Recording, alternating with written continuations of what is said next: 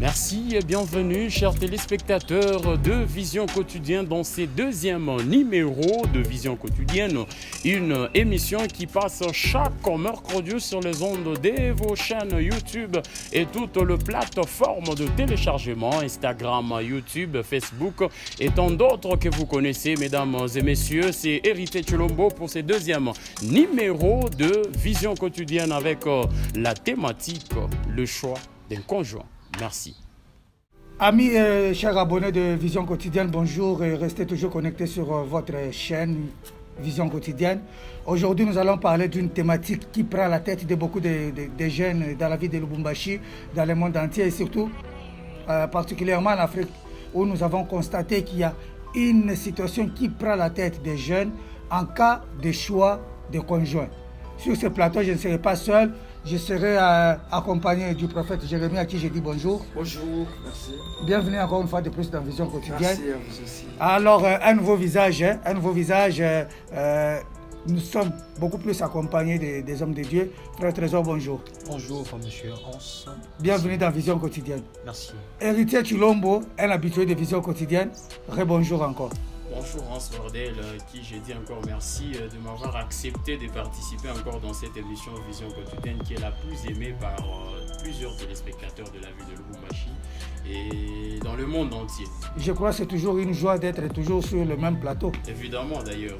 Alors nous allons parler de la thématique qui prend la tête des jeunes, les choix du conjoint.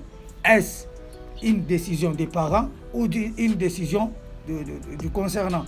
Alors je pense que vous devez d'abord commencer par éplucher cette thématique. Exactement, je dirais que c'est un bon sujet qui tourne autour du pot où jusqu'à présent on n'arrive pas à dénicher c'est quoi le problème, où il y a l'enjeu qui tourne entre le jeune et les parents. En tout cas, c'est un très bon sujet auquel certains téléspectateurs étaient en train de patienter à pouvoir écouter ces sujets et sur quoi est-ce que nous pouvons éplucher là-dessus et leur quand même donner l'idée de pouvoir prendre une certaine position par rapport à leur manière d'effectuer le choix. Frère Trésor, aujourd'hui nous voyons les parents qui imposent le choix du conjoint. Vous ne trouvez pas que cela devient aussi un cas de tribalisme ou soit du matérialisme en quelque sorte? Parce que quand on impose le choix, on voit que les parents se focalisent peut-être sur la classe sociale de l'autre famille. Votre avis par rapport à ça?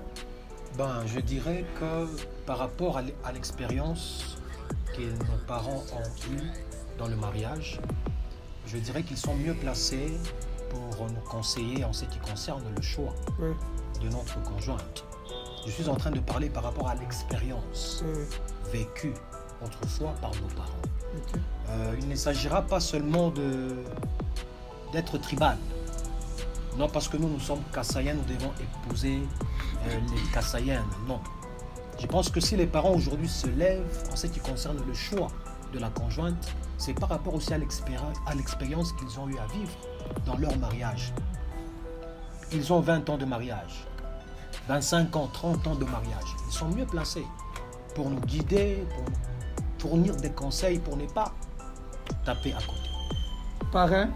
Oui, merci beaucoup. La Bible dit, l'homme quittera son père et sa mère, s'attachera à sa femme. Donc c'est l'homme qui quitte son père et sa mère pour aller attacher à sa femme. C'est-à-dire que la décision provient d'abord de l'homme.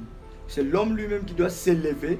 Parce que quand Adam était dans le profond sommeil, dans le jardin d'Éden, quand Dieu a créé Ève, Adam s'est réveillé. Ce n'est pas Dieu qui a dit à Adam que c'est voici ta femme. C'est Adam lui-même qui s'est réveillé en disant voici cette fois-ci l'os de mes os, la chair de ma chair. Et quand la Bible dit l'homme quittera son père, c'est à l'homme de quitter pour aller s'attacher à sa femme. Donc le choix, c'est l'homme à lui seul de faire les choix. Mais quant aux parents, c'est de les conseiller, d'accompagner leurs enfants, comme Abraham accompagnait son fils Isaac en envoyant l'un de ses serviteurs pour dire allez chercher une femme pour mon fils, mais n'allez pas chez les Cananéens. Pourquoi? Parce qu'Abraham connaissait bien le Cananéen. C'est-à-dire, les parents sont là pour nous conseiller, mais quant au choix, c'est l'homme lui-même.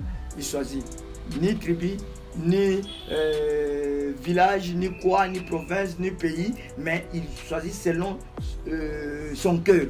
Maintenant, c'est aux parents d'accompagner maintenant l'enfant pour faire un bon choix, pour que l'enfant ne puisse pas tomber dans les... Chers téléspectateurs, vous allez sentir que sur ce plateau, il y a à boire et à manger. Il y a des décisions qui vont se prendre aujourd'hui. Moi, je me dis qu'aujourd'hui, je dois me marier, c'est-à-dire si je suis fils à maman. Vous comprenez, par fils à maman, tout ce que je dois faire doit passer d'abord par maman. Quelle peut être ma décision? Héritier Chilombo, je dois me marier, j'ai tout, mais pour que je fasse un choix, il faut que je passe par maman. Suis-je capable ou incapable? Bon, merci beaucoup, Ansvardel. Je dirais que c'est dans l'incapacité de l'homme, en fait.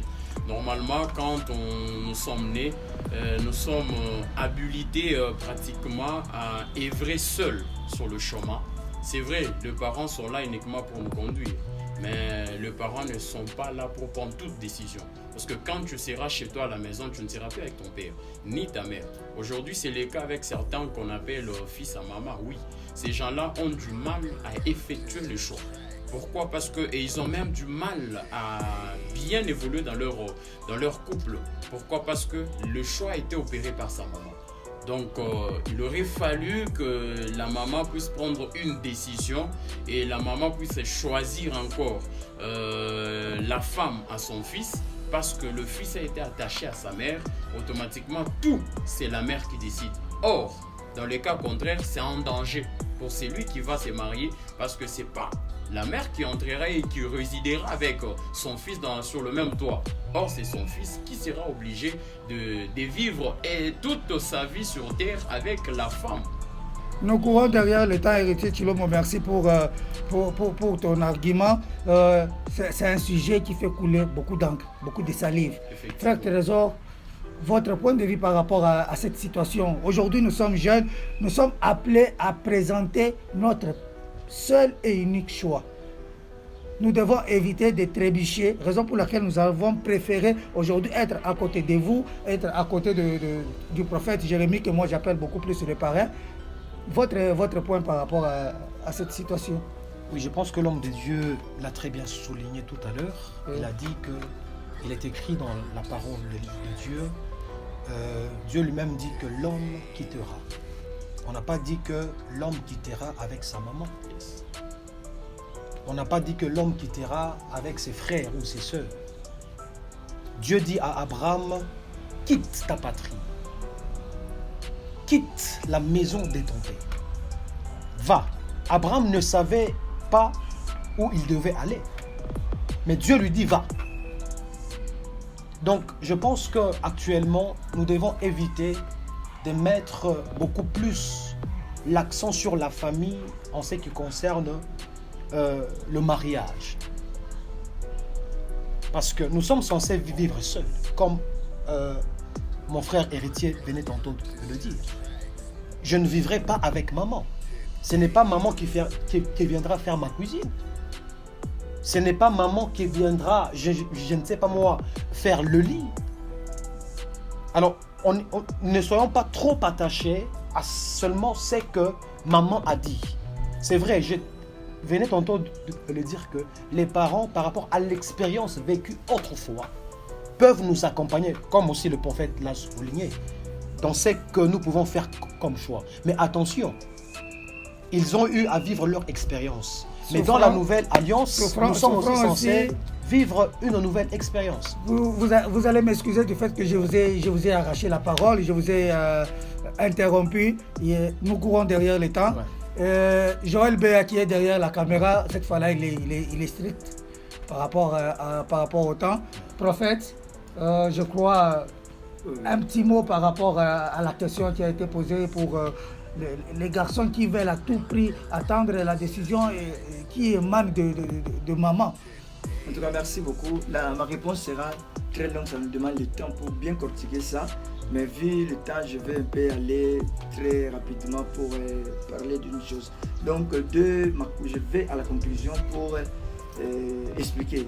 Je dirais, arrêtez d'être fils à maman, à tout moment demander des conseils à maman.